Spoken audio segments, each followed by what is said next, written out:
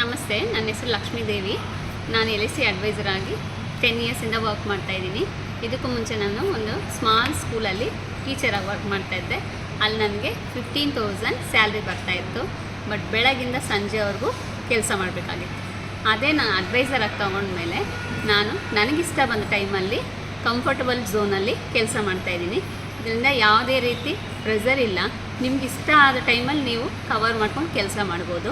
ಇಲ್ಲಿ ನೀವು ನಿಮ್ಮ ಟೈಮ್ನ ಎಷ್ಟು ಸ್ಪೆಂಡ್ ಮಾಡ್ತೀರೋ ಅಷ್ಟು ಸಂಪಾದನೆ ನಿಮ್ಗೆ ಇದ್ದೇ ಇರುತ್ತೆ. ಇಲ್ಲಿ ಲಾಭ ಏನು ನಷ್ಟ ಏನು ಅಂತ ಯೋಚನೆ ಮಾಡೋವಂಥ ಇದೇನೂ ಇಲ್ಲ. ಇಲ್ಲಿ ನಷ್ಟ ಆಗೋದೇ ಇಲ್ಲ. ನಿಮ್ಮ ಪ್ರತಿಫಲಕ್ಕೆ ಶ್ರಮಕ್ಕೆ ನೀವು ಎಷ್ಟಾದರೂ ದುಡಿಬೋದು. ನಿಮ್ಮ ಲಕ್ಷನೂ ದುಡಿಬೋದು, ಕೋಟಿನೂ ದುಡಿಬೋದು.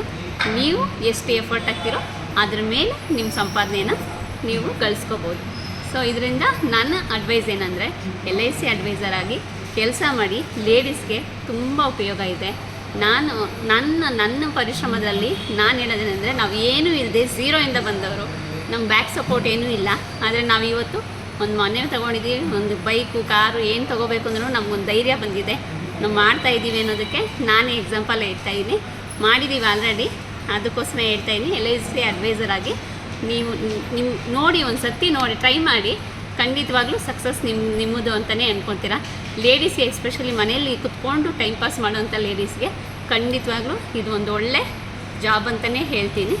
ಟ್ರೈ ಮಾಡಿ ನೋಡಿ ಲೇಡೀಸ್. Thank you.